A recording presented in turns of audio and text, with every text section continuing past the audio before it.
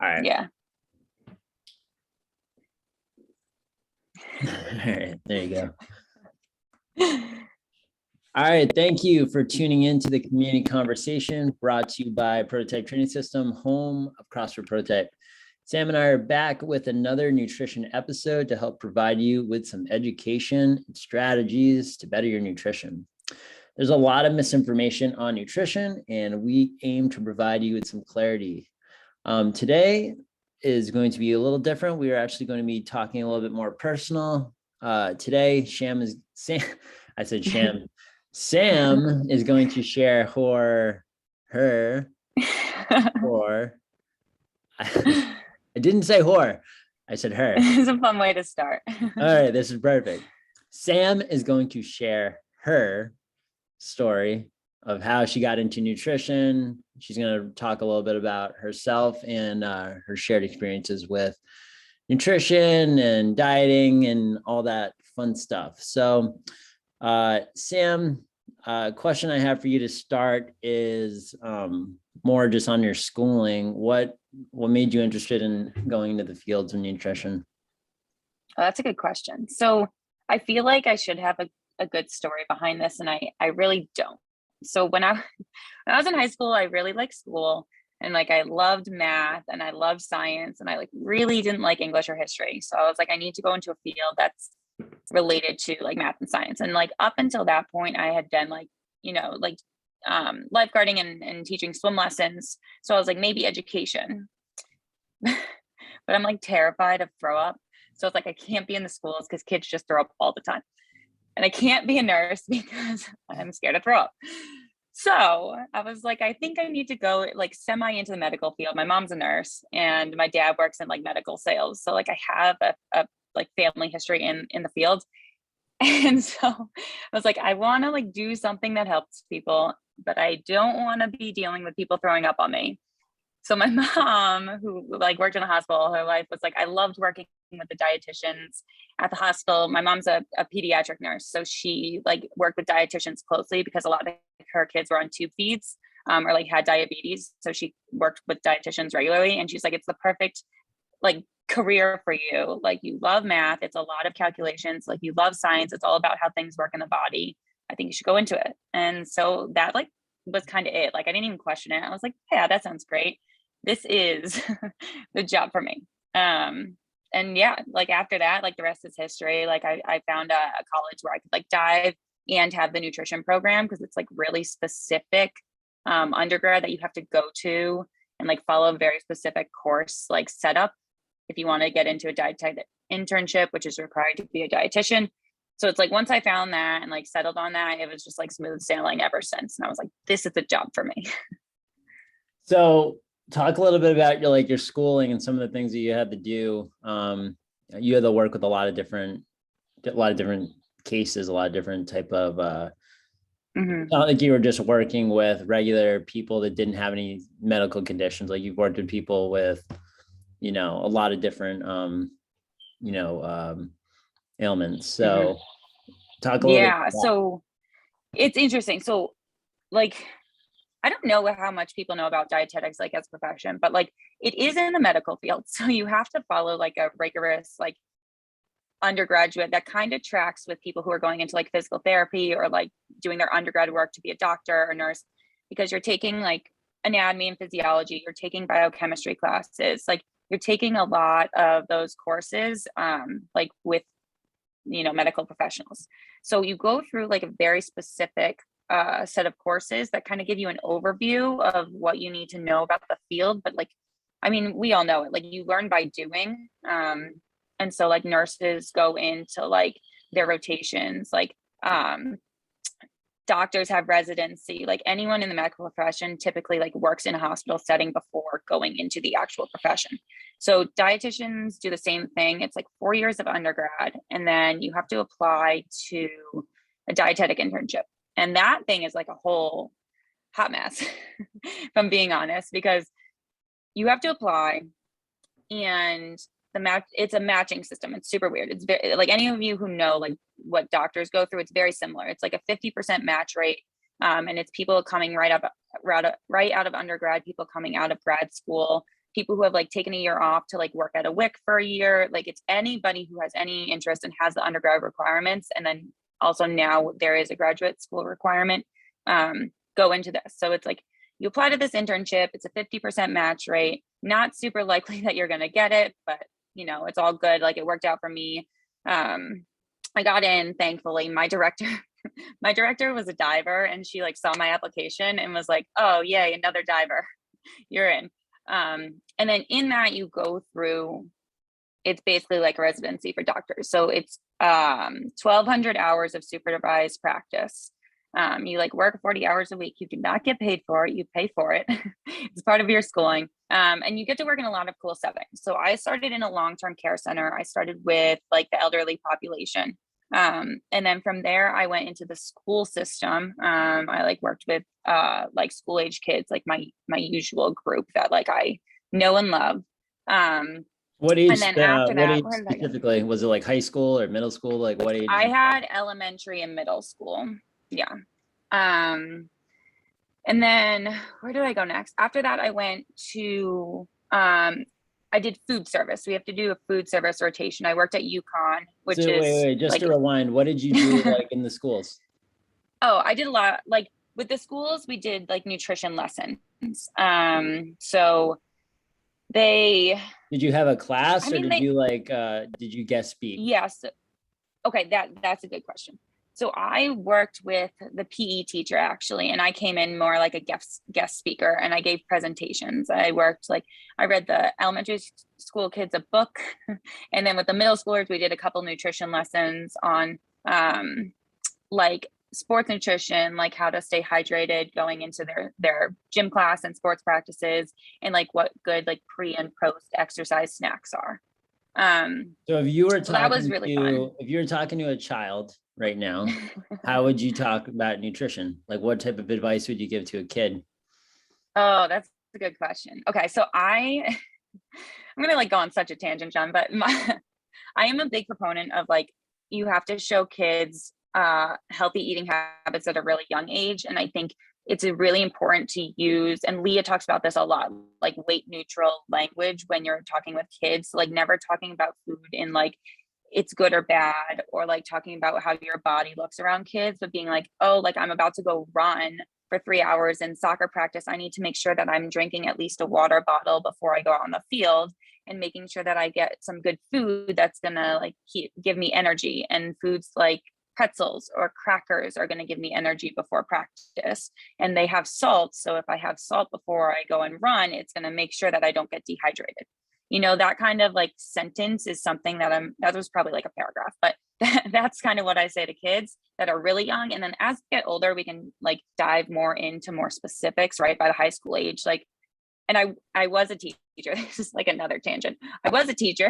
I was a PE teacher, and I taught nutrition lessons to like high school age kids in previous years, right before I came to Prototype.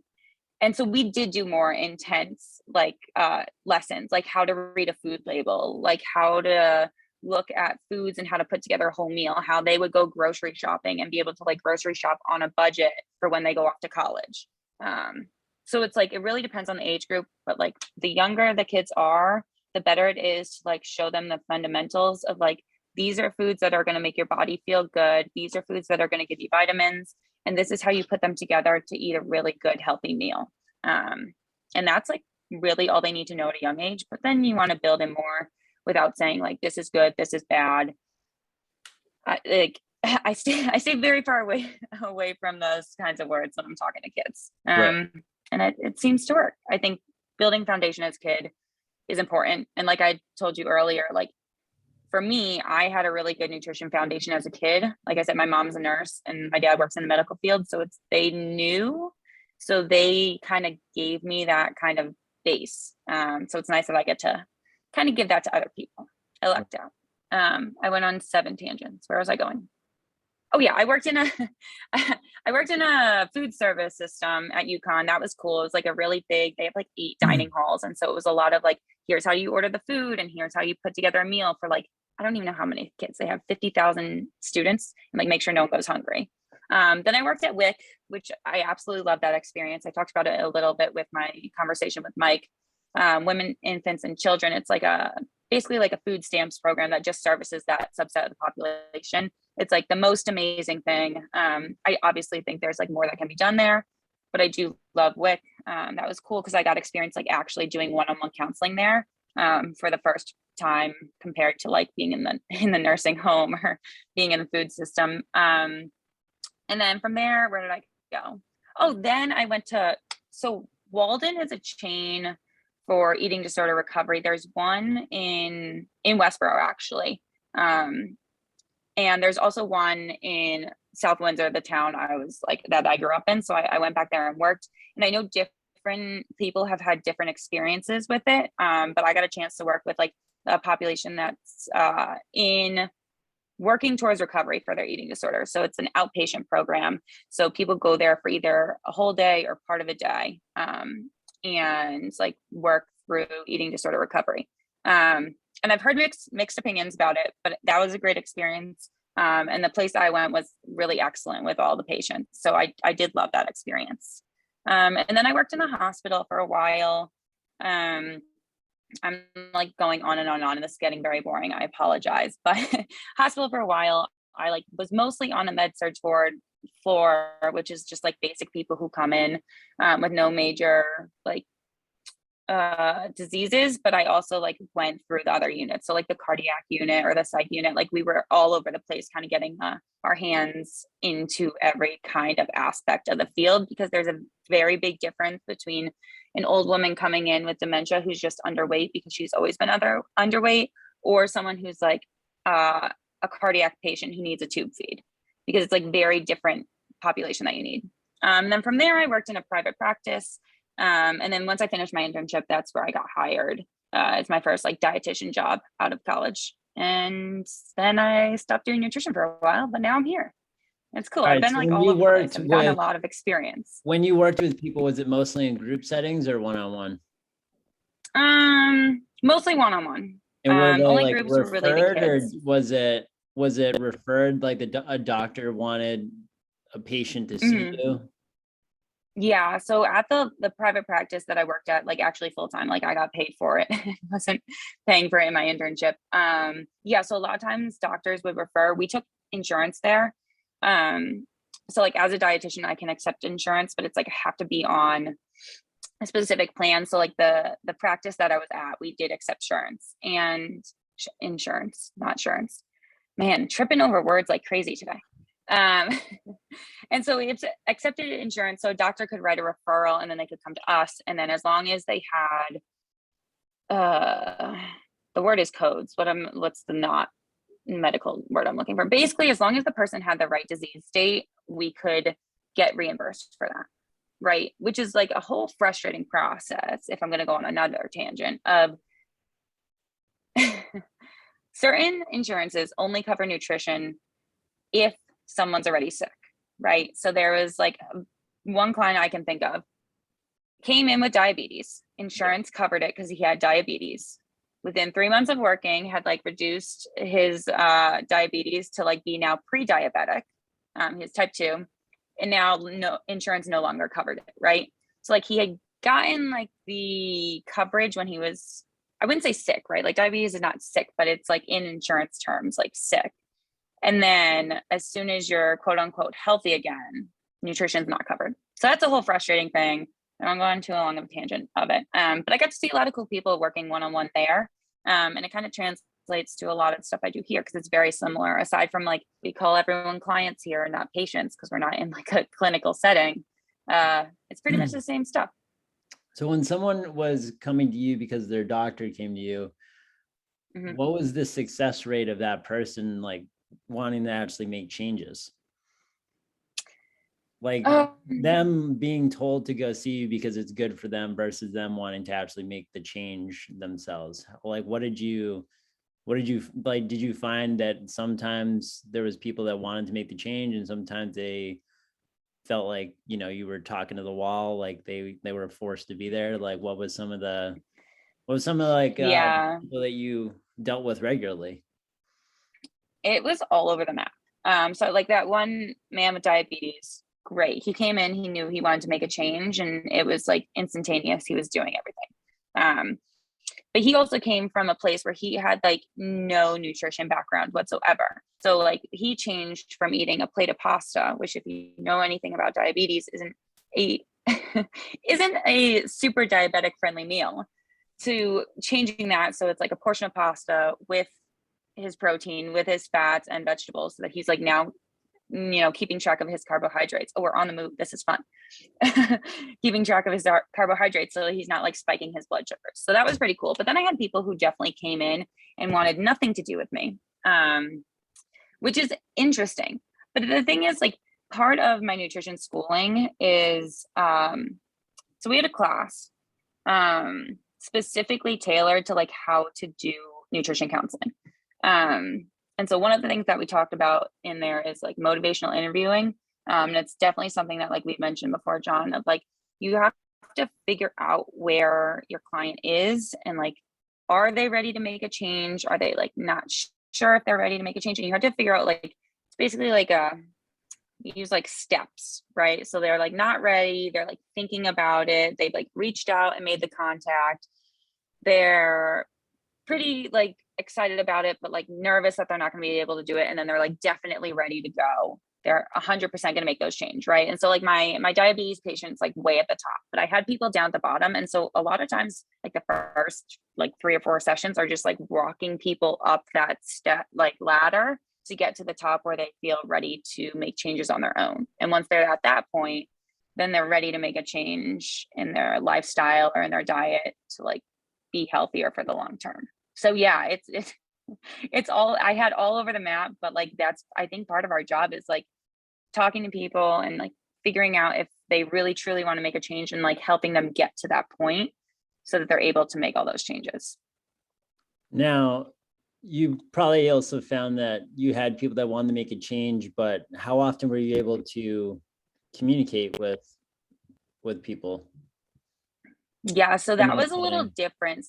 Yeah, so I only saw them mostly because everything was run through insurance like once a month. And so there was like no follow-up in between because that's just not like the system that we use. It's kind of unlike here where we see the people that we have as nutrition clients all the time.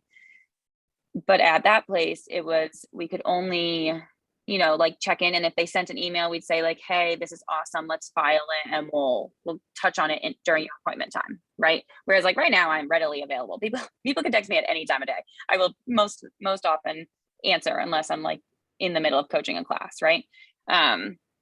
So it's a little harder because it was like, I would say less hands-on, right? Like I didn't have the same kind of relationship I do with the people that I have as clients here, which is why I like it here. This is awesome. And I think this is a much better situation. Like here at Prototype, I'm able to follow people through the whole process for just a little while longer because it's like, we're not waiting on insurance and we're not like having insurance run out. So I like can't see you again. So it's like the people who come here are people who are invested and like wanna like make that change. And so they're a little bit higher up on that ladder. And so it's cool because we get to see a lot of great changes. And like you've been here way longer than I have, John. Like you've seen like a lot of people make huge changes all the way through. And I think that's like the best part of the job. It's like I just want to help people. That's what I'm here for. Was that one of the reasons why you made like the switch of going from working in like that type of environment to working at Prototype? Was it that you wanted to have like a stronger relationship with your clients? I think so. Like, I just want to feel helpful. I want to feel useful. It's like my own personal thing. And like in the job, no matter what I do, I want to feel useful, which is like why I thought in high school I wanted to go into teaching. And then I did go into teaching and it was not the job for me, but like, I like being helpful. And so when I was at the other place, it was just a little hard. I feel like it was a great experience. Don't get me wrong.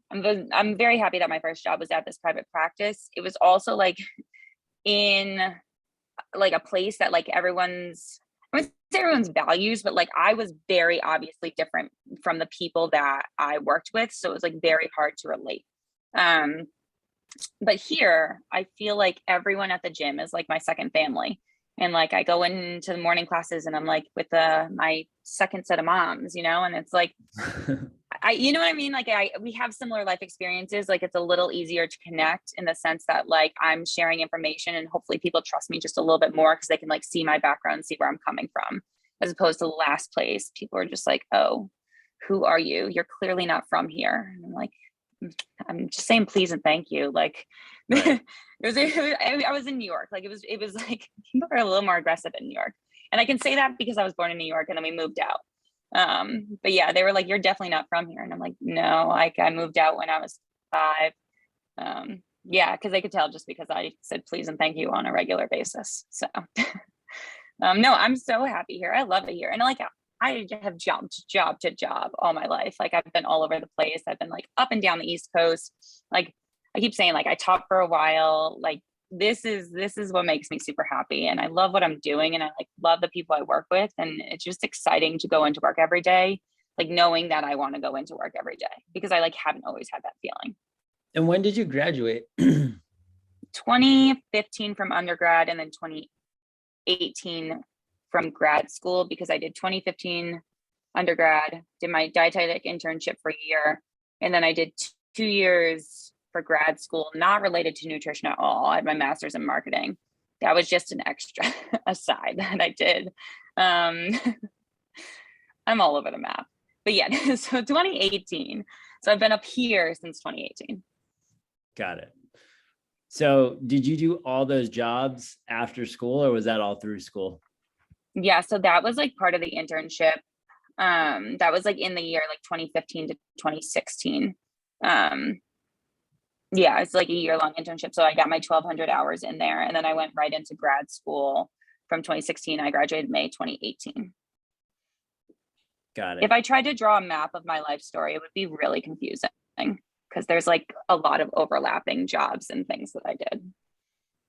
Now, have you found that there's like a, certain type of people that you can communicate really well with and certain people that you felt were difficult to communicate with?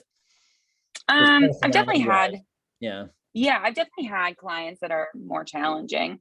And that's like, if I'm like, okay, tell me about everything you ate yesterday. And they're like, I don't know. Like I had some chicken. I'm like, all right. Did you find Chicken's good. did you find that those types of people weren't 100% committed to changing? Like, could you read body language like that? Or did you, Yeah, some people have a really hard time opening up about nutrition, like what I they're think dealing with? part of it is that, so if someone's telling me that all day long was chicken, I feel like they feel that I'm judging them for what they ate, which is like not the case at all. Like I've never judged anything that anyone has told me that they've eaten. I'm sure you get it all the time. If I'm like at a family event, people are like, don't look at my plate. Like, I don't care what you eat. Right. If you want to tell me about what you ate, great. Like, I'm really glad that you enjoyed that meal, but like, I'm not judging anything that's on your plate. So like, I feel like if someone's not always willing to tell me what they're eating, then I feel like they think I'm judging them. And so I spend extra time trying to help them realize that I'm just there to guide them. And so that's what I spend most of the initial sessions doing until we get to the point of their like talking as fast as I am right now, spilling every single detail of their life, right? Like that's the end goal. And so I want people to feel comfortable talking to me. I want people to feel comfortable opening up like about nutrition, but also about life, like I am there as a sounding board for a lot of people. And I say it all the time, like, there are a lot of people that cry in my office and like, you will not be the first and you'll not be the last. Like nutrition is like a big piece of everyone's life. And so it's like getting people to the point of like, they can open up about like what they're eating, what their frustrations are, what their stresses are in life, and like how that all comes together. Yeah. So it's like, at first we might start not as best of friends, but that's okay. We're going to keep working until you're willing to open up to me. Because then it makes it a whole lot easier for both of us. So what would you give for advice to someone that is, doesn't have the best energy right now and, they're not really in their high stress? What would you give for advice as a starting point for someone that is, they feel like they're almost too busy to focus on their nutrition? What would you give for advice for someone like that? Okay, good. I like that you've specified a little bit. So someone who's super stressed out, I would say, can we sleep more? Um, and if like there's no way to sleep more and there's no way to de-stress because like, I don't know, going on a 5-minute walk, reading a book, listening to music, like a lot of things that people do as hobbies get like tossed to the wayside when they have a high stress job. It's like, see if you can fit something like that in your life. And then also, if I'm being honest, like, let's reevaluate, like, do you like your job? And I say that, like, do you like your job? And like, what would you do if you left your job? Right. Because I understand for people, like, it's not just a matter of like, do you like your job? Like, if you don't, you should leave it because that's like not how things work. You have to figure out like if the job and the money that you're making and the security that you're getting from it is worth it to you. And like, if your stress level is too high, could you make a move that would make things better? That's like usually where I go. And if the answer is absolutely not, I need to stay at my job. It's like, okay, then we need to like assess what is actually important in your life. And we have to make nutrition as easy as possible for you, which literally can mean instead of cooking an elaborate dinner, go get a bag salad mix and a rotisserie chicken from the grocery store and have that with a side of toast. It takes 3 minutes to prepare and you don't have to think twice about it. You know, it's like finding the shortcuts to like make nutrition easy that are going to take away stress instead of adding stress back in. Like nutrition should not be stressful, in my opinion. Right. It should be a de-stressor. That was long-winded. Did that answer your question? No, yeah. I mean, I'm sure a lot of people have like that's one of the number one reasons that I think it's like an easy like excuse to not prioritize your health all the time is work and stress and your family. And I think like kind of what you just described is you almost have to make it a priority or it's really not going to change. So if it's something that you really want, if there's things in your life that you can't control, like your job, where you can't leave your job, then you have to be able to figure out what are the things that you can control. I mean, that's what I'm hearing is what your answer is there's certain things that you're not going to be able to change, but if it's important to you, then you'll have to make some of those changes. And you've probably found too that sometimes people probably come to you and they're not 100% ready to make that change. Right? Yeah. See, everyone, John's really good at analyzing all these things. You need to come talk to him. Yeah, no, it's true. Like a part of the process is being ready to make a change. And if you're not, like, that's part of my job. That's part of your job is to like get people to the point where they're ready to make that change. Of like, I know you've had conversations where it's like, okay, we're not ready to change everything. Like, let's just try to drink like 3 glasses of water a day. You know? Yeah. Like, let's start super simple. And once you do that one thing, that'll kind of guide you into this situation where you're able to do more things, like put nutrition as a priority, like eat the things that make you feel good without worrying about it as a stressor. Yeah. It's sometimes hard because we're kind of like, you know, we're in that anything that we want or need, we can basically just Google it or we can Amazon Prime it to us. But you can't do that with like your health and fitness. You have to put in the effort and you have to put in like the reps in order for those things to improve. Yeah, I just wanted to get your kind of like your idea of you know, someone that has a lot of stress and doesn't have a lot of time, like it's the first step is really like having to be like ready to want to do that. Yeah. I have like my phone blowing up for some weird reason. People are asking nutrition questions left and right. Yeah, while I'm recording this. All right. So Sam, any last things that you want to share about your experience with I don't know, maybe your own personal diets that you've done in the past, or maybe a good way to end this is what are things that you wish would change in the view of how people look at health? Ooh, that's good. Well, I have a lot. I'll like try to trim it down. I'm gonna try to finish saying this in like 2 minutes. Okay. So I mentioned this in my conversation with Mike of I really truly feel like the health world as a whole should focus on preventative measures that rather than reactive measures. That's a whole thing. I also wish health insurance would cover people all the time. That's a whole other thing. Nutrition wise, I do think that the importance of setting a good foundation in kids is like by and large the best thing that you can do as a parent. Of like, I got really lucky that I grew up in a family where like my parents worked in the medical field, and like my mom always had I mean, maybe not freshly cooked, but like we had dinner on the table every night. And it always included like a protein, a starch, and a vegetable, like always. So I was just taught that that was the way to eat, and anything different was just out of my norm. I was also like, as a kid, I ate yodels for breakfast, like the ding dongs, ring dings, whatever they're called. What is You know yodels? what I'm talking about? The Swiss rolls, that's what they're called. Swiss They're rolls? they're they're like cake things, right?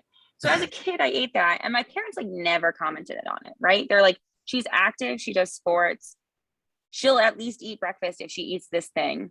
So she's eating that. We're gonna make sure she gets proper nutrition later on in the day. And they never said that to me. They never questioned my food choices. They were like, okay, is that good? Does that bother your stomach? Does your head hurt after eating it? No, great, eat it. And so I think that was like really important for me. And I've had this conversation with my parents recently of like, I grew up in a family, an Italian family where food is important.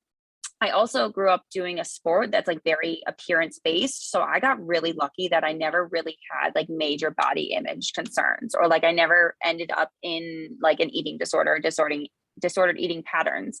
And I think a big part of that is the way my parents talked around food. Like I was in a bathing suit 24/7 from the time I was 7 until like literally even now.